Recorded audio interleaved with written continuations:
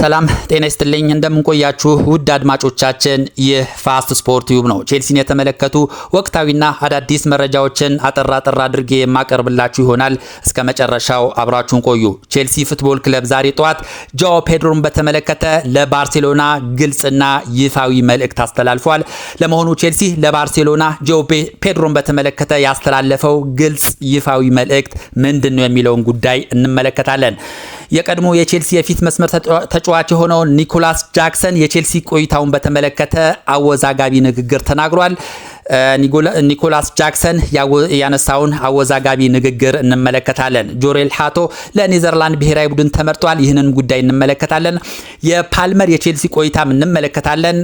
የቼልሲው አዲሱ አሰልጣኝ አሎንሶ ፓልመርን በተመለከተ ምንም ያለው ነገር የለም። ቼልሲም እንደዚሁ ፓልመርን በተመለከተ ያለው ነገር የለም። ነገር ግን በቼልሲ ቤት ከማይነኩ 5 እና 6 ተጫዋቾች መካከልም አልተካተተም። የፓልመር ሁኔታ በቼልሲ ቤት ምን ሊመስል ይችላል የሚለውን ጉዳይ በአጭሩ እንመለከታለን። እስከ መጨረሻው አብራችሁን ቆዩ። ዛሬ ጠዋት ቼልሲ ፉትቦል ክለብ ጆ ፔድሮን በተመለከተ ለባርሴሎና ግልጽ መልእክት አስተላልፏል። ባርሴሎና ጆ ፔድሮን ለማስፈረም ከፍተኛ ጥረት ሲያደርግ እንደነበር ይታወቃል። ልጁን በግል ጉዳይም እንደዚሁ ለማስማማት ከልጁ ወኪል ጋርም ንግግር እንዳደረገ ይፋ ሆኗል። ነገር ግን ቼልሲ ዛሬ ጠዋት ባስተላለፈው መልእክት በቼልሲ ቤት ከማይነኩና ቼልሲ ከማይደራደርባቸው ተጫዋቾች መካከል አንዱ ጂኦ ፔድሮ ነው። ስለዚህ ጂኦ ፔድሮን ለማስኮብለል የምታደርጉትን ጥረት ልታቆሙ ይገባል በማለት ቼልሲ ፉትቦል ክለብ በይፋ ለባርሴሎና መልእክቱን አስተላልፏል።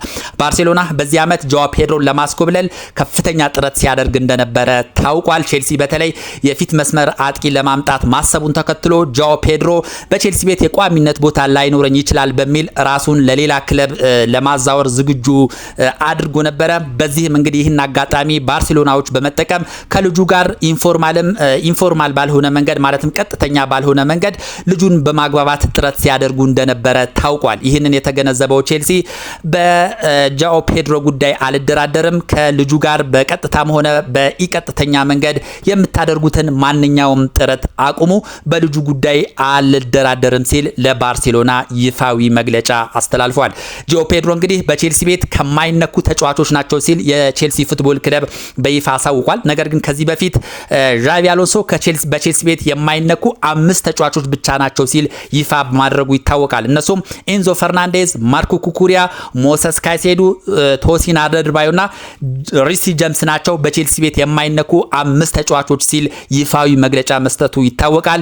ነገር ግን ቼልሲ አሁን ባወጣው መግለጫ እንደ ክለብ ባወጣው እና ለባርሴሎና ባስተላለፈው መልእክት በቼልሲ ቤት ከማይነኩ ተጫዋቾች መካከል ጆ ፔድሮም አንዱ ነው። በሱ ጉዳይ ላይ አልደራደርም፣ ከሱ ጋር የምታደርጉትን ማንኛውም ንግግር አቁሙ ብሏል። ከባርሴሎና ጋር በጆ ፔድሮ ጉዳይ በምንም ጉዳይ መነጋገርና ሀሳብ መለዋወጥ አልፈልግም ሲል ሀሳቡን ዝግ አድርጎታል ማለት ነው። ቼልሲ ይሄ የሚያሳየው በጆ ፔድሮን የማቆየት ጥልቅ ፍላጎት እንዳለውና ምናልባትም ቼልሲ አዳዲስ አጥቂዎችን ለማስፈረም የማይሳካለት ከሆነ ጆ ፔድሮንን እንደሌላም ጊዜ ሁሉ በቋሚነት ይዞት ሊቀጥል እንደሚችል ማሳያ ነው እየተባለ ይገኛል። ወደ ሌላ ዘገባ ስንሸጋገር እንደዚሁ ዛሬ በተሰማ ዜና ኒኮላስ ጃክሰን አንድ አወዛጋቢ ንግግር ተናግሯል። የቼልሲ ቆይታውን በተመለከተ ሀሳቡን አጋርቷል። በባየር ሙኒክ በውሰት ተሰጥቶ ሲጫወት የነበረው የቀድሞ የቼልሲ የፊት መስመር ተጫዋች የሆነው ኒኮላስ ጃክሰን ዛሬ በሰጠው አወዛጋቢ አስተያየት በቼልሲ ልቆይ የምችለው ቼልሲ በቋሚነት እንደሚያሰልፈኝ ማረጋገጫ ሲሰጠኝ ብቻ ነው ሲል ሀሳቡን ገልጿል። ቼልሲ ባለፈው ዓመት ነበረ ወደ ባየር ሙኒክ በውሰት ሰጥቶት የነበረው። ባየር ሙኒክም የልጁን ሁኔታ ገምግመው የተወሰኑ ጨዋታዎችን አጫውተውት በልጁ ብቃት ደስተኛ ባለመሆናቸው ኮንትራታቸውን አቋርጠው ወደ ስታንፎርድ ብሪጅ መልሰውታል። ጃክሰን አሁን እንደተናገረው ከሆነ በቼልሲ ቤት መቆየት የሚችለው በቋሚነት በየጨዋታው እንደሚሰለፍ ማረጋገጫ ሲሰጠኝ ብቻ ነው ሲል ሀሳቡን ገልጿል። ይህም የሚያሳየው በቼልሲ ቤት የመቆየት ፍላጎት እንደሌለው ነው። ኒኮላስ ጃክሰን በቼልሲ ቤት አትፈለግም ተብሎ በውሰት መሰጠቱ መሰጠቱን ተከትሎ ከፍተኛ ቁጭትና ንዴት እንዳደረበት ታውቋል። ያኔም እንኳን ለባየር ሙኒክ በውሰት ሰጥተውት በኋላ ላይ ወደ ስታንፎርድ ብሪጅ ይመለስ የሚል ሐሳብ ቀርቦ ነበረ።